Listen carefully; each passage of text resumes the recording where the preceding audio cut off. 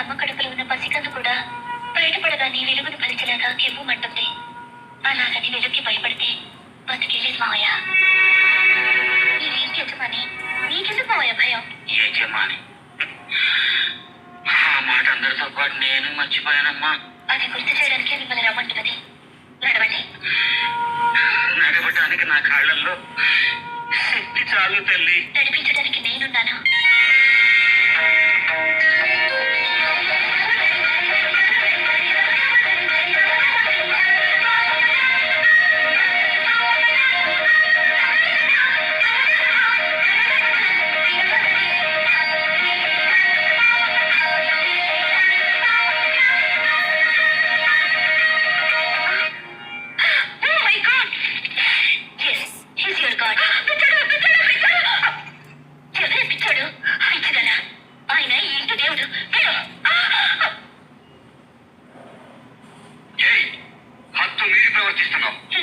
హద్దుల గురించి నువ్వు నాకు చెప్తున్నావా?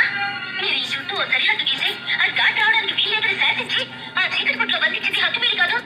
ఈ మనిషి మీద పిచ్చోడిని ముద్ర వేసి జీవోత్సవంలా మార్చింది హద్దు మీరు కాదు. అమ్మా సుధా, బాగుంది చాలు.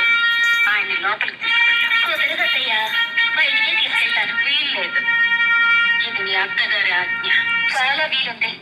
ఇది మీ కోడలి గారి కోరిక. శాసనాలకి రాజముద్రికలకి ఏనాడో కాలం చెల్లిపోయింది కదత్తయ్య గారు. పిచ్చి పిచ్చిగా వాడేమంటే పళ్ళు రాలిపోతాయి. పేద వేషాలు వేయకుండా నడు లోపలికి. ఏంటి దున్నపోతుల అడ్డంగా పరిసి తెగరించిపోతున్నావు? కొట్టేనంటే దవడ పగిలిపోతా. నీ కొడుకులాగా నన్ను గుప్పెట్లో పెట్టుకుందాం అనుకున్నావా? చెయ్యి నరికి చేతిలో పెడతాను.